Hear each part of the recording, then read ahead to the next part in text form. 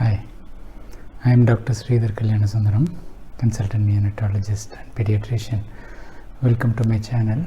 Thank you for subscribing, thank you for keeping your notifications on, and thank you for sharing as well.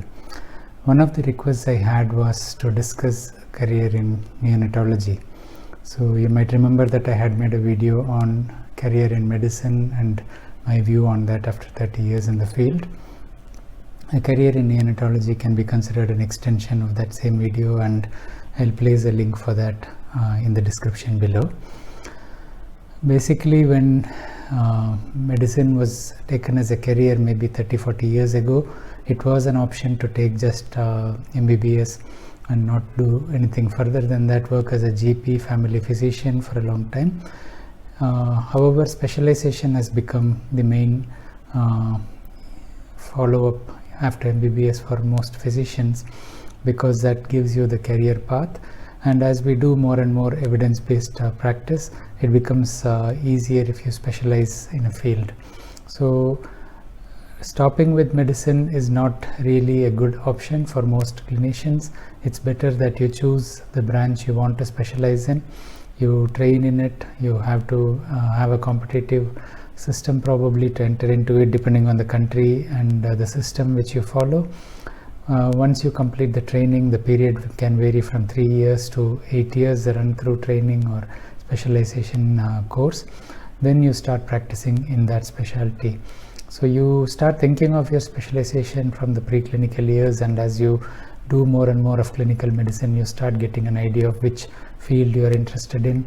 You may be interested in non-clinical field, for example, like pathology, anatomy, and so on, microbiology, lab-based.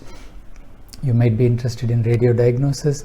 There are many advances in radiodiagnosis as well, which makes it interventional radiodiagnosis as an option.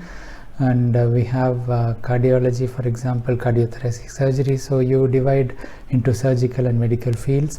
Once you decide to choose child health as a career, you are a pediatrician, and once you complete your training. Once you are into pediatrics as well, there is further specialization. So we have main branch of pediatrics, which is neonatology. It's a main branch sheerly because of the numbers of babies who are delivered. So anyone looking after sick babies is a neonatal care physician or a neonatologist.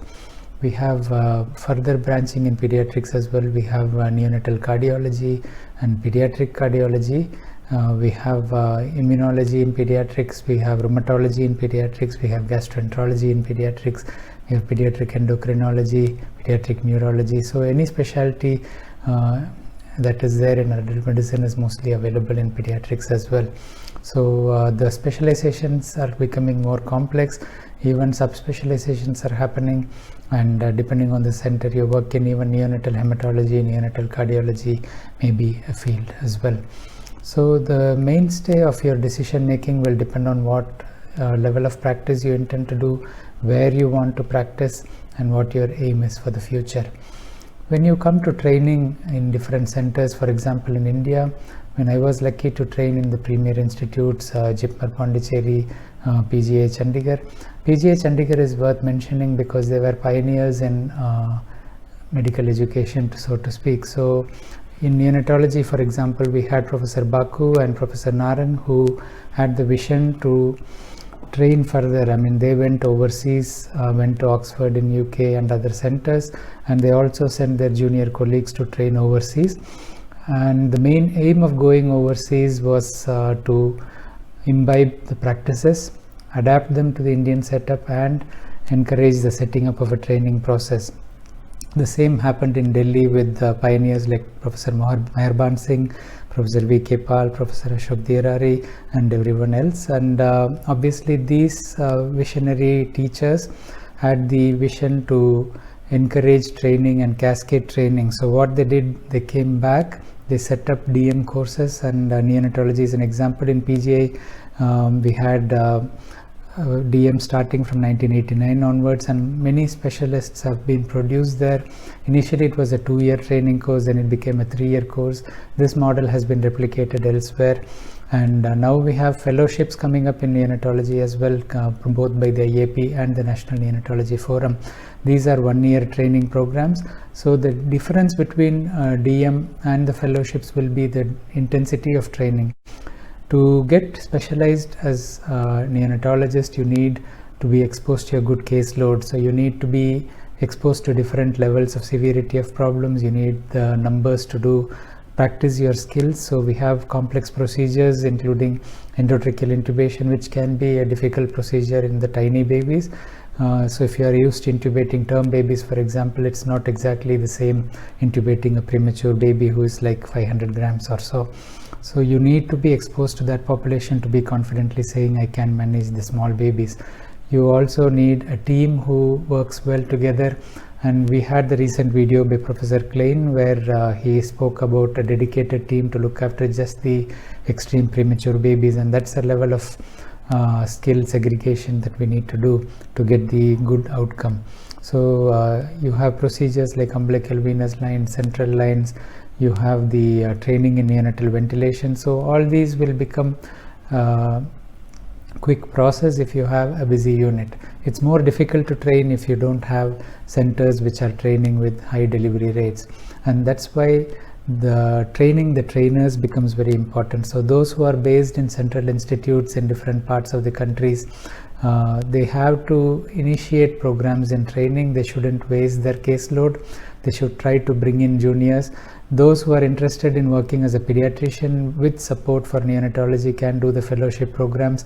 Those who want to take a career in neonatology alone should do the DM or go overseas for training and practice neonatology as they wish. The licensing credentials are quite strict in many centers. For example, in UAE, if you want to work as a neonatologist, you need a qualification in neonatology. Recently, they've started giving specialist neonatology based on experience in the field, if you can prove that you have a certain level of experience. And so if you want to work as a career neonatologist, you need to think of the licensing aspect as well. So my advice to the training, those who are interested in training in neonatology, choose the reason why you want to be a neonatologist. Do you want to practice in mainly pediatrics but support the obstetrician in your center, support the deliveries as they happen? Remember that basic neonatology, supporting with CPAP, properly resuscitating the baby, attention to quality control like preventing infections in your unit, these are adequate to produce reasonable results. And many of the colleagues like Srinivas Murki and other colleagues in the NNF and IAP have been trying to propagate this idea of simple neonatology, where increasing the attention spent on procedures which can help more babies are going to be important as well. So commendations to all these colleagues who are working hard to spread this basic message. So you don't need to do the hi-fi stuff. Majority of the babies can help if you stick with simple neonatology. The aims of my videos are to spread this message as well. So once you decide to do career neonatology, please select a center which has a good caseload where you will get adequate experience. Of course, entry is competitive. You may have to sacrifice a year or so working there as a non-training grade and then maybe enter into the training grade. You have options going to UK. I will try to link up with one of my colleagues, Dr. Alok in UK, who might give more guidance on this aspect. The training systems overseas are changing all the time. In UK, for example, the visa rules are changing. We have lots of changes introduced. So you have to be abreast of the changes. You cannot rely on what people who have worked there 10-15 years ago tell you now.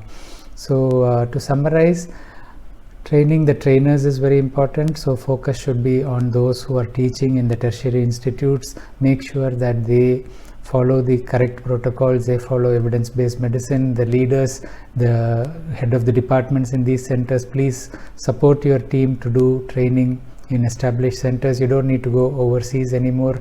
Maybe a period of observership in an established center like PGI or AIIMS would be good. It would give them ideas on how to develop the service in their own team. Practicing as a team is very important in neonatology. Everyone doing different things doesn't help. So try to establish guidelines and agree on what you would do as a team, so that your trainees learn from you and they're able to have a consistent approach to their practice as well. So I hope this video is helpful. I would like to take this opportunity to thank all my teachers who have supported me and helped, and thank you all so much. And I hope you will share and do subscribe, turn notifications on as well. Thank you.